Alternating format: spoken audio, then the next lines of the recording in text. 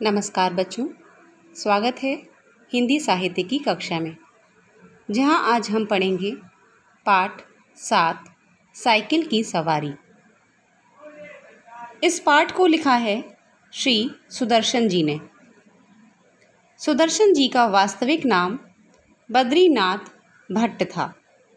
इनका जन्म 1896 में पाकिस्तान के सियालकोट नामक स्थान पर हुआ था। सुदर्शन जी की प्रथम कहानी हार की जीत थी, जो आज भी विद्यालयों में बड़े चाव के साथ पढ़ाई जाती है। सच का सौदा, साइकिल की सवारी, पत्थरों के सौदागर, तीर्थ यात्रा इत्यादि इनकी बहुचर्चित कहानियां हैं। इनका निधन 10 दिसंबर 1967 को हुआ था। बच्चों, घूमना सभी को पसंद होता है, फिर चाहे वो कोई बच्चा हो या कोई छोटा या कोई बड़ा। हम सभी कभी तीर्थ यात्रा पर तो कभी पर्यटन स्थलों की यात्रा तो अवश्य करते हैं। आइए ऐसी ही एक अनोखी यात्रा पर आपको ले चलते हैं, जिसका नाम है साइकिल की सवारी। ये जानता है कि जब मैं किसी को साइकिल की सवारी करते या हारमोनियम बजाते देखता हूँ, तब मुझे अपने ऊपर कैसी दया आती है। सोचता हूँ, भगवान ने ये दो विद्याएं भी खूब बनाई हैं। एक से समय बचता है, दूसरी से समय कटता है। मगर तमाशा देखिए, हमारे भाग्य में कलयुग की ये दोनों विद्याएं नहीं लिखी गई। ना साइकिल चला सकते हैं, ना बाजा ही बजा सकते हैं। पता नहीं कब से ये धारणा हमारे मन में बैठ गई है कि हम सब कुछ कर सकते हैं, मगर ये दोनों काम नहीं कर सकते। शायद 1942 की बात है। बैठे बैठे ख्याल आया, चलो साइकिल चलाना सीख लें। और इसकी शुरुआत यूं हुई कि हमारे लड़के ने चुपचाप ही ये विद्या सीख ली और हमारे सामने से सवार होकर निकलने लगा। अब आपसे क्या कहें, लज्जा और शर्म से कैसे कैसे ख्याल हमारे मन में उठे।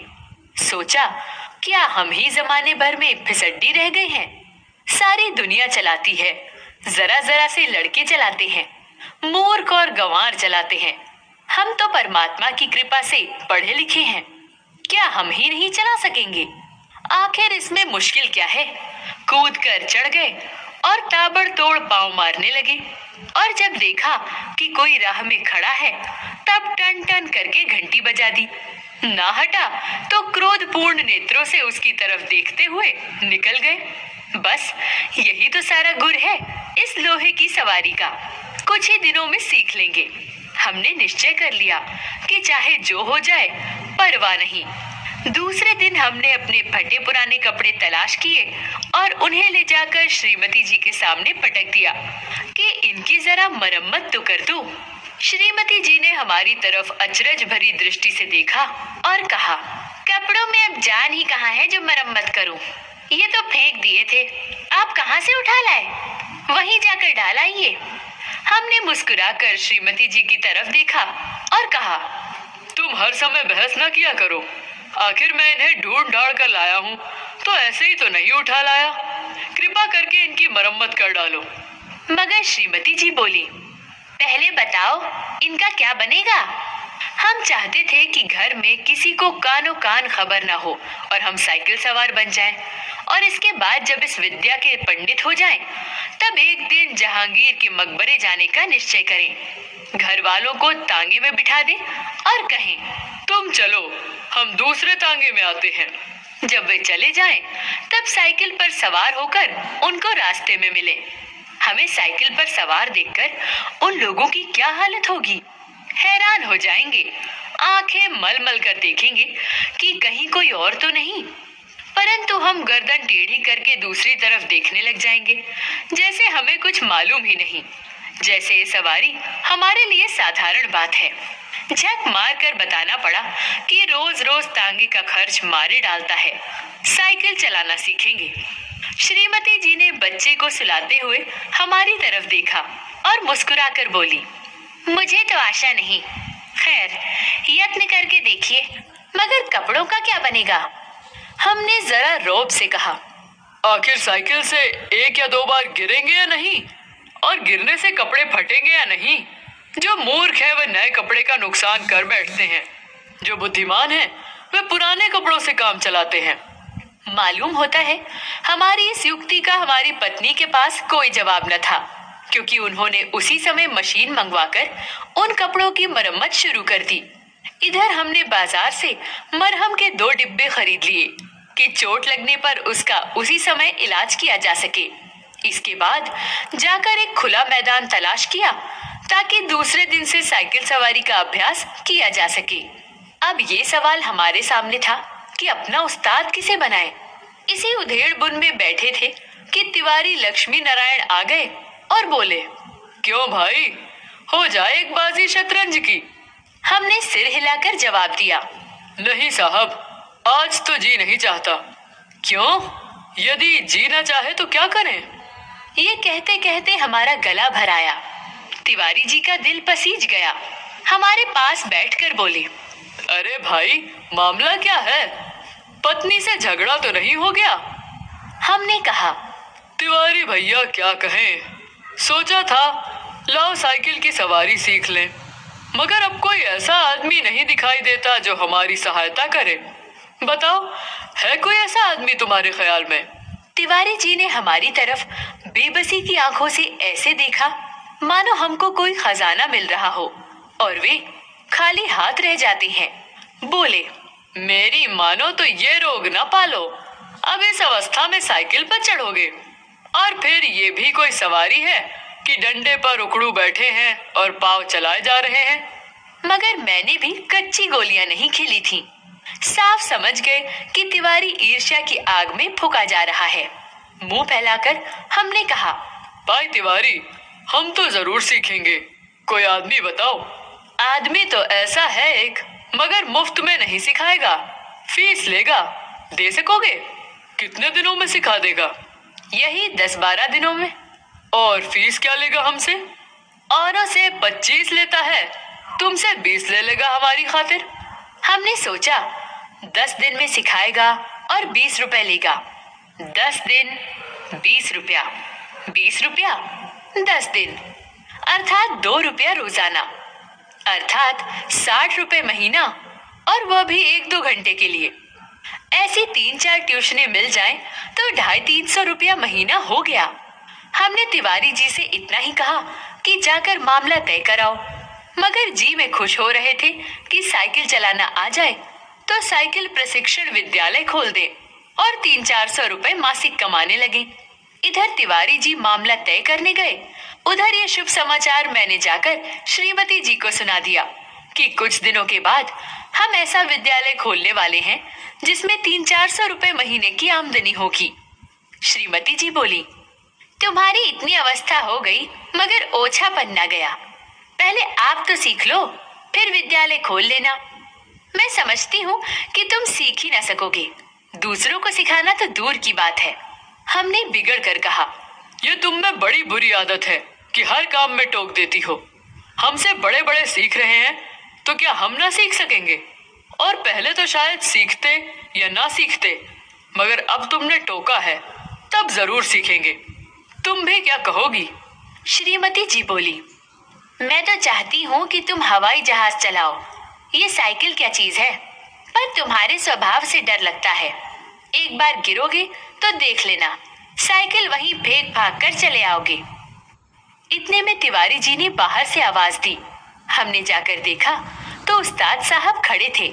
हमने शरीफ विद्यार्थियों के समान श्रद्धा से हाथ जोड़कर प्रणाम किया और चुपचाप खड़े हो गए। तिवारी जी बोले, ये तो 20 पर मानते ही न थे, बड़ी मुश्किल से मनाया है, पेशगी लेंगे, कहते हैं पीछे कोई नहीं देता।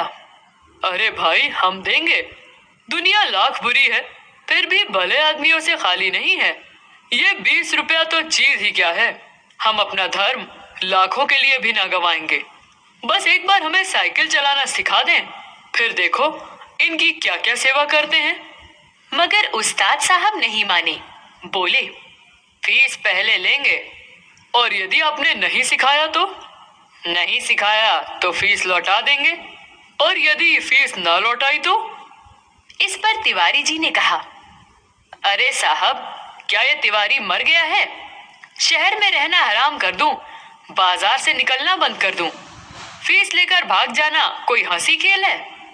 जब हमें विश्वास हो गया कि इसमें कोई धोखा नहीं है, तब हमने फीस के रुपए लाकर उस्ताद को भेंट कर दिए और कहा, उस्ताद कल सवेरे ही आ जाना, हम तैयार रहेंगे। हमने इस काम के लिए कपड़े भी बनवा लिए हैं और अगर गिर पड़े तो चोट पर लगाने के लिए मरहम भी खरीद लिया है। हाँ, हमारे पड़ोस में जो मिस्त्री रहता है उससे साइकिल भी मांग ली है। आप सवेरे ही चले आए तो हरि नाम लेकर शुरू कर दें। तिवारी जी और उस्ताद ने हमें हर तरह से तसल्ली दी और चले गए। इतने में हमें याद आया कि एक बात कहना भूल गए। नंगे पांव भागे और उन्हें बाजार में जाकर पकड़ा। वे हैरान थे। हमने हाफते हाफते कहा, उस्ताद हम शहर के पास नहीं सीखेंगे, लॉरेंस बाग में जो मैदान है वहां सीखेंगे। वहां एक तो भूमि नरम है, चोट कम लगेगी, दूसरा वहां कोई देखेगा नहीं। अब रात को आराम की नींद कहाँ। बार बार चौंकते थे कि कहीं सूरज तो नहीं निकल आया। सोते थे तो साइकिल के सपने आते थे।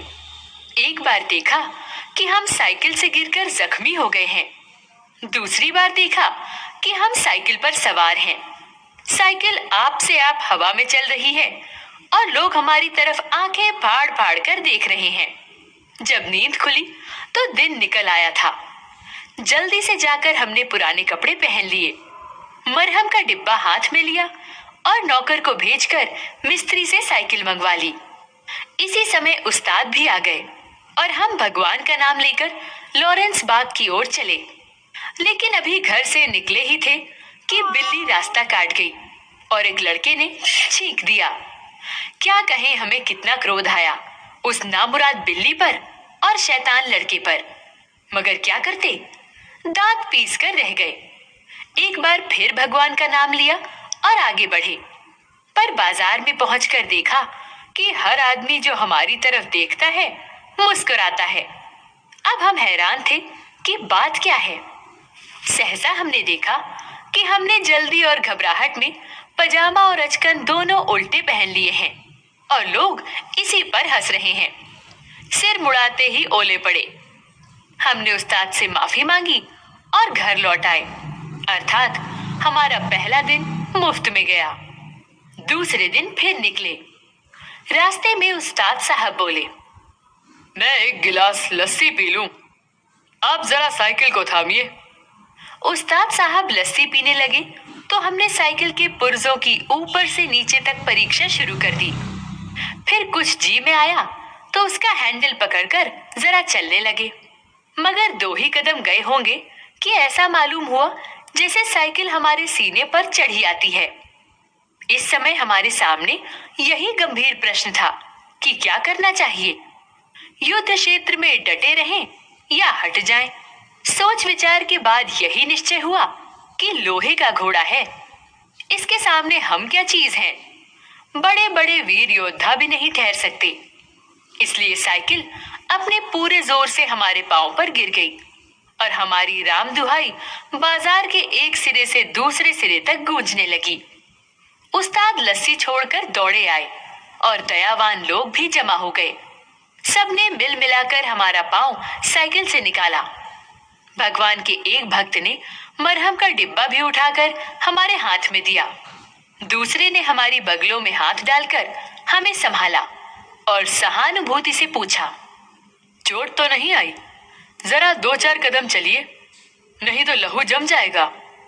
इस तरह दूसरे दिन हम और हमारी साइकिल दोनों अपने घर से थोड़ी दूर पर जख्मी हो गए।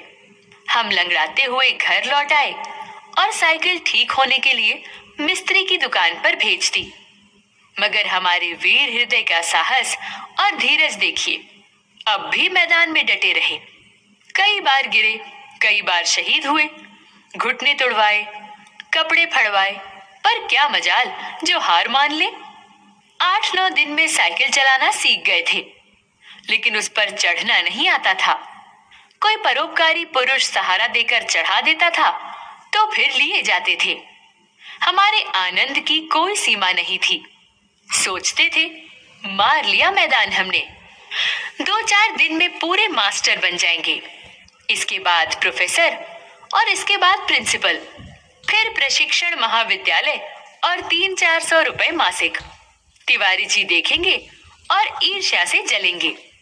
उस दिन उस्ताद ने हमें साइकिल पर चढ़ा दिया और सड़क पर छोड़ दिया कि ले जाओ, अब तुम सीख गए। अब हम साइकिल चला रहे थे और दिल ही दिल में फूले न समाते थे। मगर हाल ये था कि कोई आदमी 200 गज के फासले पर भी होता तो हम गला फाड़ फाड़ कर चिल्लाना शुरू कर देते, साहब जरा बाईं तरफ हट जाइए। दूर फासले पर कोई गाड़ी दिखाई देती तो हमारे प्राण सूख जाते। उस समय हमारे मन की जो दशा होती उसे परमेश्वर ही जानता है। जब गाड़ी निकल जाती तब कहीं जाकर हमारी जान में जान आती। सहसा सामने तिवारी जी आते हुए दिखाई दिए। हमने उन्हें भी दूर से ही चेतावनी दे दी कि तिवारी जी बाईं तरफ हो जाओ वरना साइकिल ऊपर चढ़ जाएगी। तिवारी जी ने अपनी छोटी छोटी आंखों से हमारी तरफ देखा और मुस्कुरा कर कहा, जरा एक बात तो सुनते जाओ। हमने एक बार हैंडल की तरफ और दूसरी बार तिवारी जी की तरफ देखकर जवाब दिया, इस समय बात कैसे सुन सकते हैं, देखते नहीं हो साइकिल पर सवार हैं। तिवारी जी बोले, तो क्या जो साइकिल चलाते हैं वे किसी की बात नहीं सुनते? जरूरी बात है, जरा उतर जाओ। हमने लड़खड़ाती हुई साइकिल को संभालते हुए जवाब दिया, उतर गए तो चढ़ाएगा कौन? तिवारी जी चिल्लाते ही रह गए और हम आगे निकल गए। तभी सामने से एक तांगा आता दिखाई दिया। हमने दूर से ही डांट लगाई, भाई जरा बाईं तरफ, हम नए चलाने वाले हैं। तांगा बाईं तरफ हो गया। हम अपने रास्ते चले जा रहे थे कि अचानक पता नहीं घोड़ा भड़क गया या तांगे वाले को शरारत सूझी। जो भी हो, तांगा सामने आ गया। हमारे हाथ पैर फूल गए।